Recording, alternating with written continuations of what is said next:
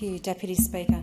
I rise just to speak about my concern about the tactics and the words that are being used by those opposite to try to undermine the significant legislation that we are endeavouring to introduce to be able to ensure Australians are safe from those who present a safety risk within our community.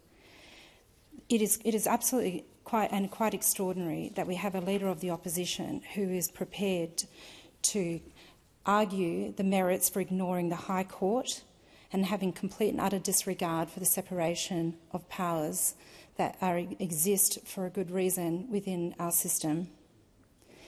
The fact that while the government has been getting on, working to actually make sensible and restrain legislation that's fit for purpose to deal with the risk at hand, we have members of the opposition leadership team writing letters to the government to release a detainee, a child sex offender, and to the approach that the Leader of the Opposition would use, detailing out the extraordinary, gory details.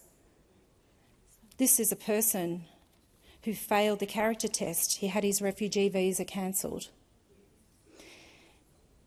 He developed a relationship with a younger person.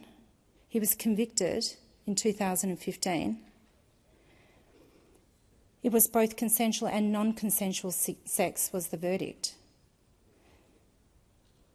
A person from the Liberal front bench understood and wrote to this effect that he knew that in the time past it still had a lasting effect on the victim, and yet he still advocated for this person to suggest that this person had demonstrated significant remorse and repentance.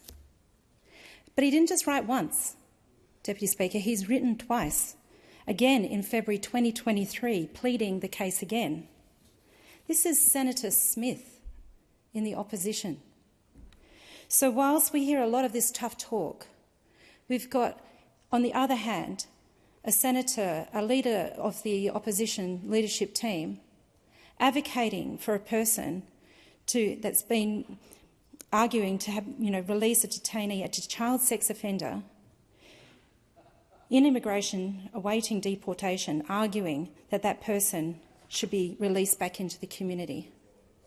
So this is not a government that is trying to have it both ways.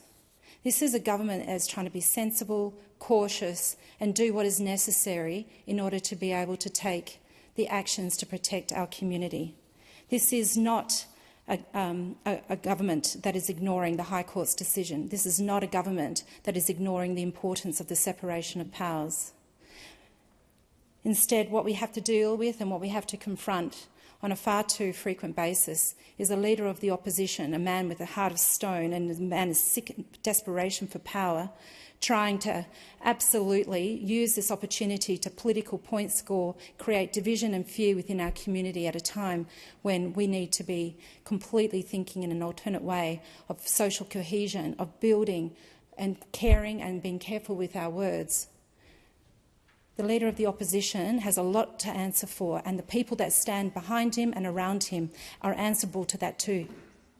It's important that when discussing measures of this nature that literally do change the course in the way in which we run in this country, it's important that we apply the appropriate diligence, that we do it proportionate to the need to ensure that our community is safe, without the politicisation, without the weaponisation of something that is so deeply important to get right.